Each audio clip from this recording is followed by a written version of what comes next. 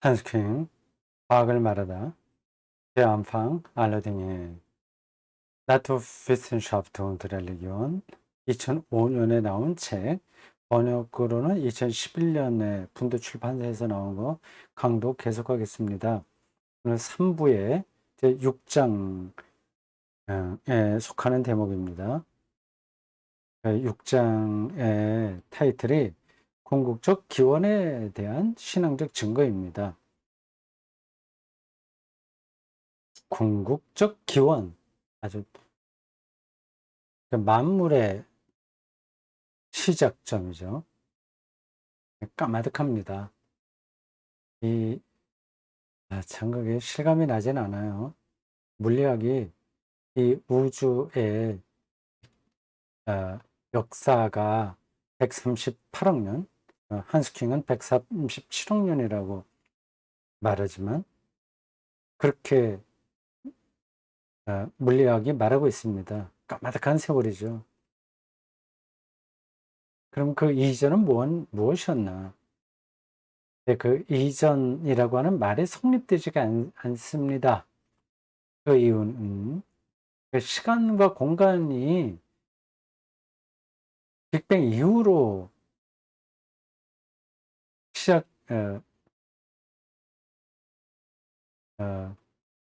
나온 거기 때문에 그렇습니다. 그 이전은 시간이 해당이 안 됩니다. 전과 후, 이걸 우리는 시간이라고 그러잖아요. 어제 있었고, 오늘 오고, 공부해갖고, 뭐 어떻게 나가고, 이게 다 전, 과거, 현재, 미래, 이렇게 시간을 얘기하는데, 이건 창조, 혹은 빅뱅, 그 이후에 벌어진 거라서, 그 이전은 뭐가 있었냐, 없었냐, 이런 건 아무 의미가 없는 질문입니다. 궁극적 기원, 이건 생각하면 아찔한 생각밖에 더 나올 게 없습니다. 그것에 대한 신앙적 증거 얘기합니다.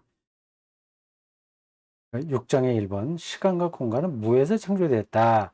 무로부터의 창조, 이야기가, 이 이야기가 한스킹의 그 의견에 따르면, 그리고 뭐 성서 주석적으로 옳은 이야기인데, 성경에는 없다는 겁니다.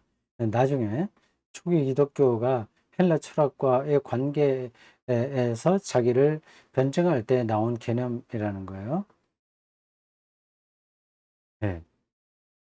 자, 그게 이제 무슨 뜻인가? 그 기독교 교리에 자리를 잡은 명제입니다. 크레아치오 엑스 니힐로, 무에서의 창조. 그래서 설명하기 시작합니다. 세계가 무에서 창조되었다는 것은 무슨 뜻인가? 이미 언급했듯이 성경에는 이러한 생각이 헬레니즘 사상의 영향으로 나중에야 등장한다.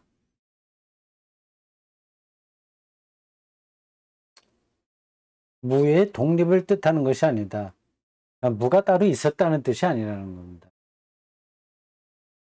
지금 무가 뭐냐 하는 것도 우리가 완전하게 아는 게 아닙니다. 이런 말들이 좀 이상하죠. 뭐 없는 거 얘기하는 거 아니냐. 그렇게 단순하지가 않습니다. 지금 제가 이 강도가라고 있는 이 안에 뭐 없잖아요. 저 카메라나 OBS 화면, 컴퓨터 모니터하고 저하고 사이에 비어 있어요. 뭐 없다고 보통 얘기하는데 여기 뭔가가 있어요, 사실.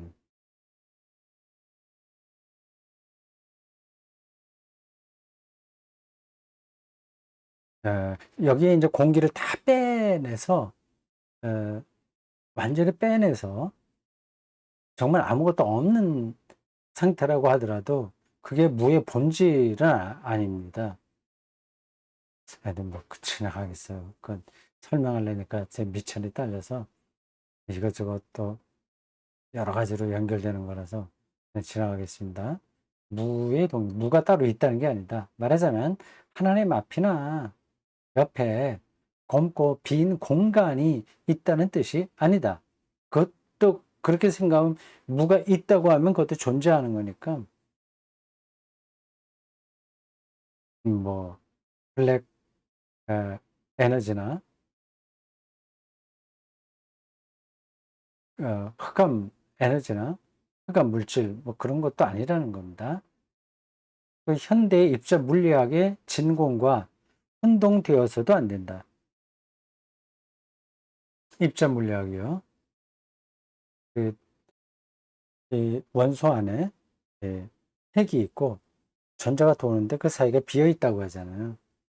그런 거 아니다. 아마 우주의 시초에 진공의 요동이 있었을 텐데 그것은 무가 아니라 어떤 무엇이었다고 입자 물리학은 말한다. 그것은 오히려 창조의 행위에서 모든 물질적 원인이 배제된 절대무를 의미한다. 절대무. 절대무가 있다면 상대적 무가 있다는 말이냐 하는 질문이 가능하죠. 근데 지금 우리가 개념적으로 생각하는 무는 상대적 무죠. 무에서의 창조란 이 정체를 우리는 아직 몰라요. 무를.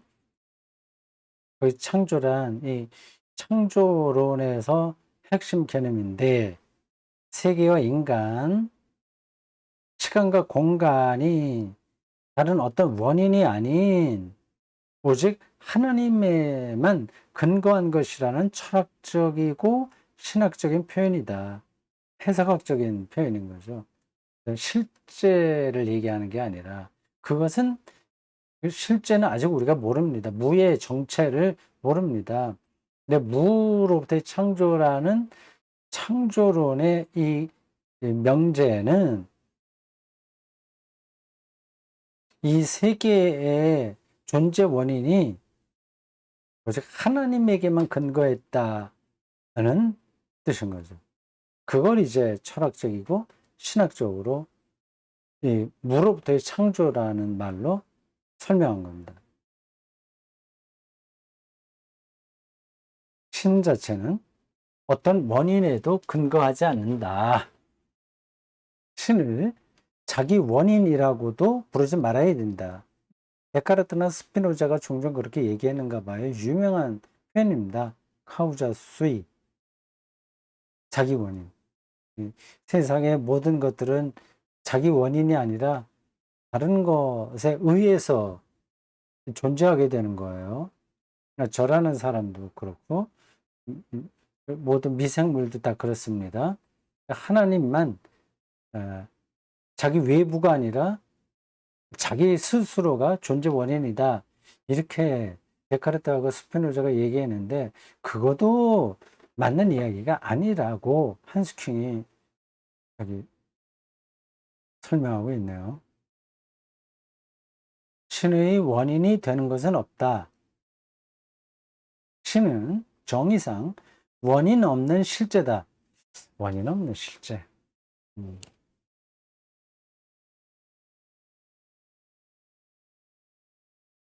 이런 것들을 우리가 실감하기는 어렵습니다. 모든 것들은 다 원인이 있다고 우리는 얘기하거든요. 그래서 신을 최선으로 설명하는 게 자기 원인 이거였어요. 근데 여기서 한스킹은 원인 없는 실제, 실제는 리얼리티예요. 그렇게 말합니다. 영원하고 완전하기 때문이다. 신보다 더 위대하게 여겨질 만한 것은 없다. 라틴어 나왔습니다. 펜터베리, 안셀무스, 데카르트 이런 사람들의 설명이에요. 성경은 신에 대해 철학하지 않는다. 이런 표현들은 우리에게 자연스럽지는 않습니다. 철학한다는 말은 철학적으로 사유한다는 거거든요. 그렇게 하지 않는다.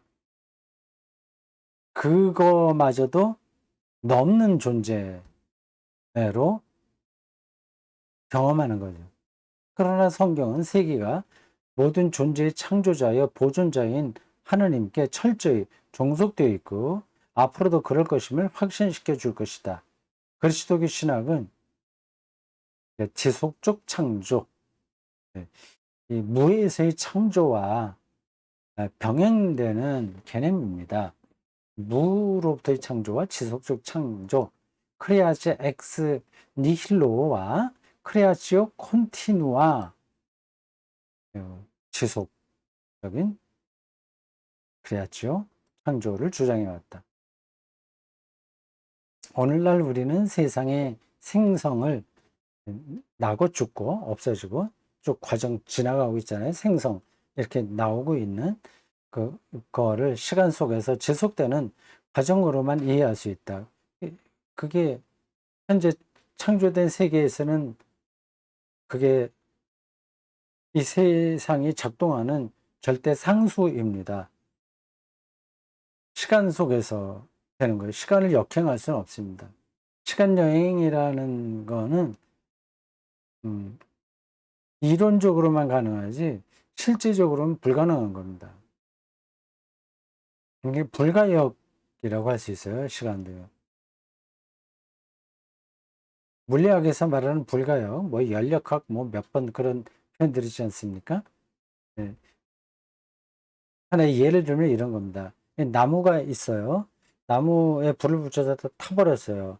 그럼 나무가 탄소와 연기, 원소 이런 걸로 해체되는 거 아니겠습니까? 이미 그렇게 돼 버렸어요. 근데 그걸 다시 연기, 뭐 원소, 뭐 그리고 재덩어리 그런 걸 다시 모아서 잘 적응하면 원래 나무로 되겠나? 그게 불가능하다는 겁니다. 한번 시간과 공간 안에서 진행된 거는 그거 다 불가역인 거죠. 그래서 역사에서도 만약에라고 하는 가정은 성립되지 않는다고 하는 겁니다.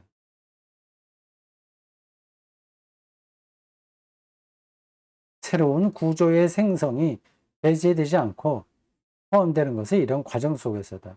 우리 살아가는 이 세상이 그런 생성의 과정, 이게 지속되고 있습니다. 끊기지가 않아요. 가끔 이제 기적적인 이 사건이 벌어지는데 그건 또 다른 문제입니다.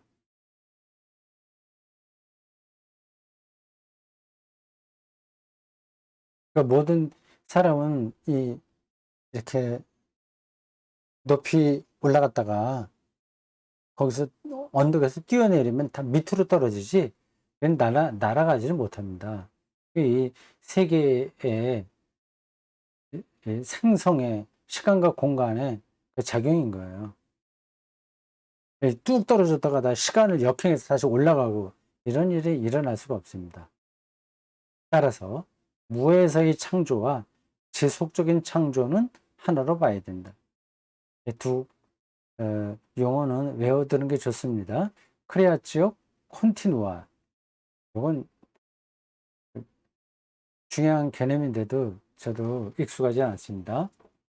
크레아치오 엑스 니힐로 이거는 아주 익숙한데 이번 기회에 라틴어도 꼭 외워둬야 되겠습니다. 크레아치오 엑스 니힐로와 크레아치오 콘티누아.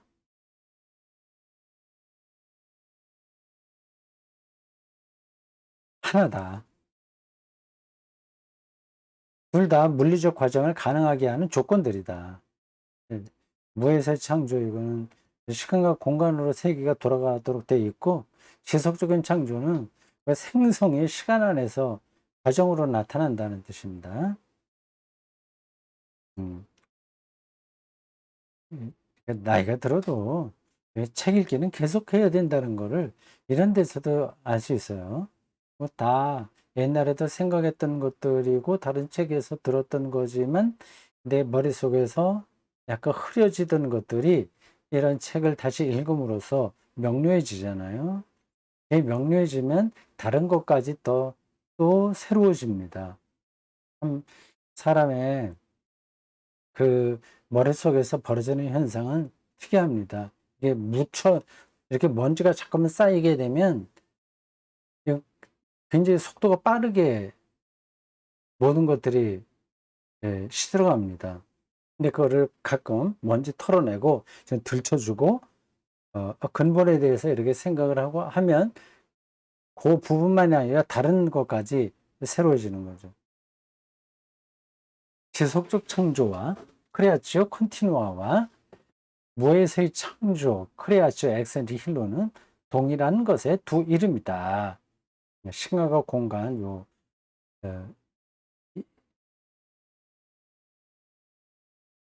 를 그 중심에 두고 하는 이야기입니다. 시간을 초월한 것이나 시간에 제약된 것이나 초월은 무에서의 창조고요. 시간에 제약된 것은 지속적 창조입니다. 다 같이 영원한 하나님의 창조 행위 자체다. 신의 이 동일한 창조 행위는 수십억 년 전 특이점 너머가 아니라 여기서 말하는 특이점이 뭐지? 생명이 출현한 곧 결정적인 때를 얘기할까요? 특이점? 이 지구에 생명이 출현했다는 것은 정말 특이한 현상이지 않습니까? 다른 행성에는 그런 거의 없다고 봐야죠. 그걸 가리키겠죠? 빅뱅을 말하는 게 아니라 넘어가 아니라 우리가 어쩌지는 못할지언정 우리 자신이 우리와 가까운 것보다 더 가까이서 엄연히 현존하고 있다. 이 창조의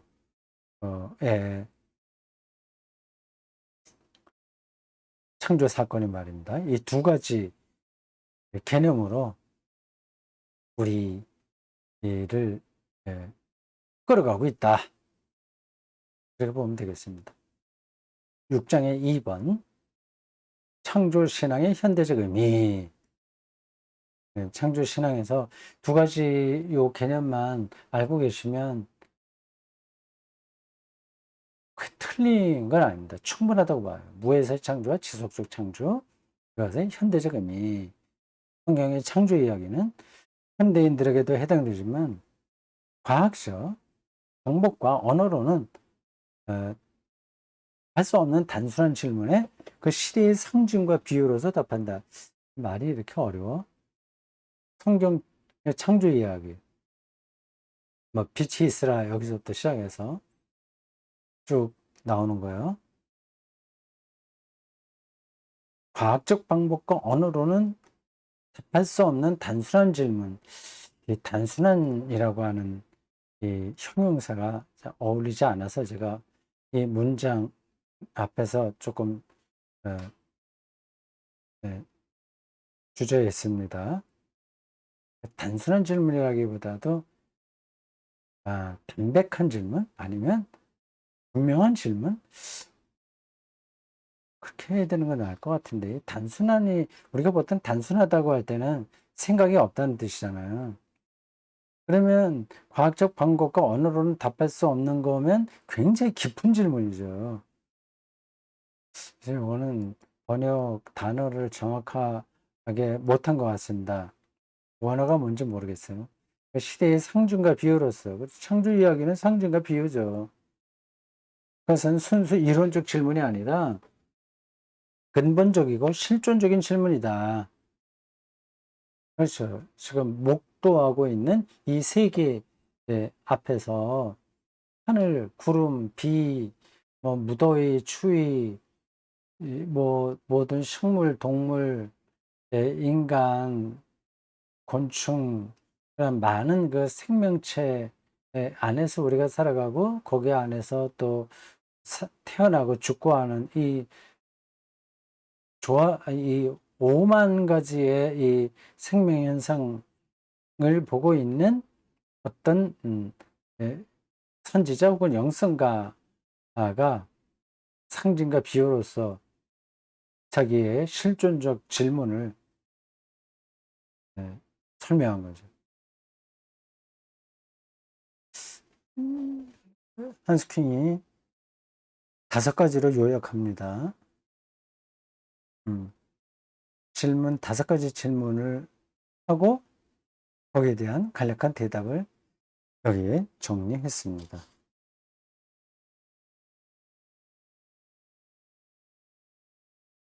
한 처음에 무엇이 있었나? 기원에 대한 문제죠. 뭐 누구든지 그건 생각할 수 있어요. 우리 아버지, 어머니, 할아버지, 할머니 또 올라가서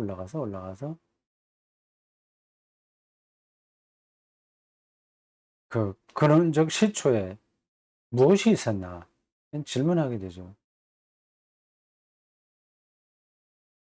성경의 대답은 이렇습니다. 만유의 근원이신 선한 하나님이 계셨다. 음, 음. 만유의 근원인 선한 하나님. 만유의 근원이면서 동시에 선한 하나님. 창조 이야기에는 악이 개입되지 못합니다. 하나님의 선한 능력만 나타나요. 상징과 비유의 방식으로 이러한 질문과 대답에 대한 설명이죠. 두 번째, 하나님 외에 다른 신들이 존재하는가?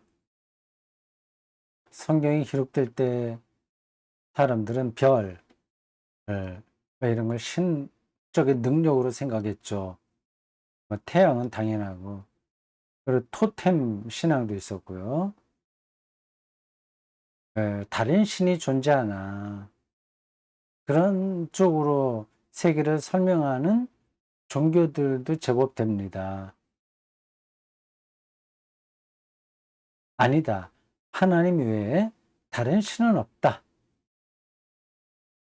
여기 5가지 요약해 놓은 것만 잘 여러분들이 이해하셔도 기독교 창조론의 근본을 다 이해하는 겁니다. 충분합니다. 이런 기본이 있어야 돼요. 기본적인 관점이 있어야 됩니다. 하나님 외에 다른 신은 없다.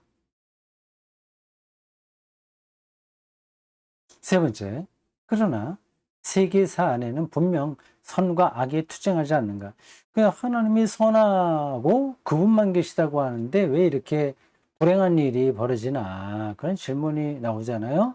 그러니까 선악이 대립하는 것처럼 보이지 않습니까? 이제 그런 쪽으로 설명하려는 종교들이 있습니다. 이건 현실에서 그게 보이잖아요. 악을 조장하는 어떤 존재론적 능력이 있다. 그렇게 보입니다. 근데 성경은 그런 주장을 모르는 게 아니에요. 그러나 그걸 거부합니다. 아니다. 선한 하나님은 악이나 악마적 적대 세력과 경쟁하지 않는다. 그러니까 악한 세력이 있는 건 분명한데 그들과 맞짱서서 선악 이원론적으로 대립한다. 이거는 성경에서 찾아볼 수 없습니다. 특히 창조론에서는 절대 그러한 요소가 개입되지 않습니다. 다른 데에서는 그 비슷한 것들이 그러한 생각을 할 만한 요소들이 구약 성경의 어딘가에 나오긴 하죠. 악의 근원들이요.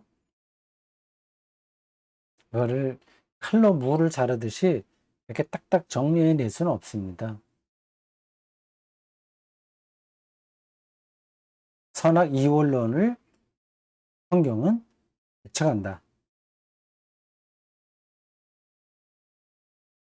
네 번째, 실제 일부는 여기 하나하나 이 설명들이 이렇게 이어진다는 건 느끼시겠죠? 실제 만물이에요. 리얼리티이기도 하고 이 세계에 돌아가는 그 실제의 일부는 열등한 속성을 가지지 않는가? 음, 그렇게 보이잖아요. 영적으로는 굉장히 높은 수준으로 생각이 되고 육체적으로는 좀 저열해. 세속적이야 뭐 이런 거요. 성속 이원론, 위에는 선악 이원론에 대한 대척. 여기는 어, 성 여기는 선악, 여기는 성속 이원론에 대한 배척입니다. 정신에 비하여 물질이, 영성에 비하여 성이 그런가? 성이 열등하고 물질이 열등한가? 그러한 쪽으로 설명하는 종교들, 철학들이 있습니다. 대표적으로는 플라톤주의입니다. 근데 성경은 그것을 배척합니다. 아니다. 선한 창조주 하나님의 세계는 물질과 육신과 성, 섹스를 가리키는, 그러겠죠? 뭐, 그 섹스라는 행위 자체만 얘기하는 게 아니라, 그 남녀를 통해서 생명이 출산되니까 그 총괄적인 의미입니다. 원어로 뭐로 되어 있는지 모르겠습니다. 물질과 육신과 성까지 포함하여 모두 근본적으로 좋은 것이다. 나쁘게 사용하면 나쁜 거겠죠. 뻔한 말이긴 한데, 이 음식을 먹는 것, 이거 다 선한 거죠. 근데 다른 사람의 먹을 거를 강탈하면서 자기가 먹는다면 그것까지 선하다고 할 수는 없죠. 하나님께서 보시니 손수 만드신 모든 것이 참 좋았다. 창세기 1장 31절. 이게 성경 기자들이 말하는 세계관입니다. 선하고 아름답다. 모든 것이요. 바이러스도 다 아름다운 겁니다. 좋은 겁니다. 만약에 바이러스가 곰팡이나 바이러스, 박테리아, 우리를 해치는 것을 포함하여, 우리에게 유익하지 않은 것을 포함하여 그 모든 것들이 다 선한 겁니다. 그게 없으면 이 지구는 생명이 인간처럼 고급한 생명도 살아갈 수가 없습니다. 죽은 시체들이 다 썩어야 되잖아요. 썩는 일을 다 미생물이 합니다. 미생물이 없으면 이 지구는 다 금방 시체로 뒤덮이죠. 마지막, 다섯 번째. 창조 과정의 목표는 무엇인가? 창조 과정의 위대한 목표는 고립되지 않고 우주 한복판에 있는 인간이다. 뭐 이걸 인간 중심주의라고 보면 맞는 건 아닙니다. 한스킨이 인간 중심주의에 치우쳐서 이런 얘기를 하는 게 아니라 인간의 특별한 소명이 있다는 거죠. 하나님이 형상으로 인간을 지었다는 성경의 진술들이 그걸 말합니다. 분명히 사람에게는 다른 생명체와 다른 본질이 주어졌고 또 기능이 주어졌습니다. 그걸 부정할 수는 없어요. 어떤 사람들은 아니 뭐 인간도 동물하고 똑같지, 다 이 다른 동물들이 좀 진화하면 인간이 되는 거야, 그렇게 얘기하는데 그 부분만 맞고 부분 다 맞는 건 아닙니다. 진화가 같은 조상에서 이렇게 갈라져 왔다고 하는 점에선 맞는데, 일단 인간의 성은 동물들하고 구분되잖아요. 요즘 그 올림픽을 하고 있는데 대단하지 않습니까? 동물들하고의 차이도 거기서도 나타나는 겁니다. 동물들은 다 처음부터 육체적으로 뛰어난 능력을 갖고 태어납니다. 뭐 원숭이들은 나무 위를 날아다니고 다 하죠. 그들은 그런 능력을 꾸나요. 거기서 더 발전되는 건 거의 없습니다. 그리고 원숭이끼리의 차이도 별로 다 똑같습니다. 근데 사람은 안 그러죠. 자기 조건에서 수십 배의 육체 피지컬만 본다고 하더라도 올림픽의 선수들에서 보듯이 그렇게 발전합니다. 그건 인간만 그렇게 할 수 있는 거죠.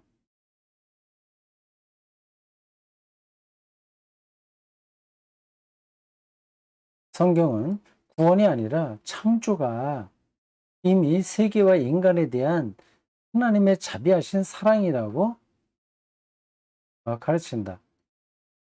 갑자기 구원이 나와. 성경은 구원이 아니라 창조가. 이걸 빼고 얘기해도 되는데, 이걸. 이걸 왜 구원이 아니라 어떤 뜻으로 구원이 아니라는 말을 붙였는지 모르겠습니다.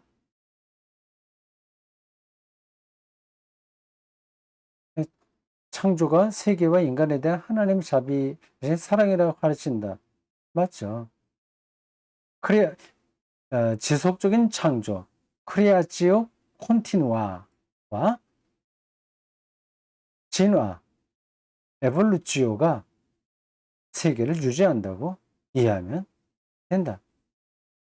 예, 이러한 방식으로 하나님의 자비하신 사랑이 그가 창조한 세계에 나타나는 거죠. 우리가 성경에 있는 창조 이야기를 현대에서 그러한 아, 비유와 상징으로 읽으면 됩니다. 자, 오늘 46강 여기까지 하겠습니다.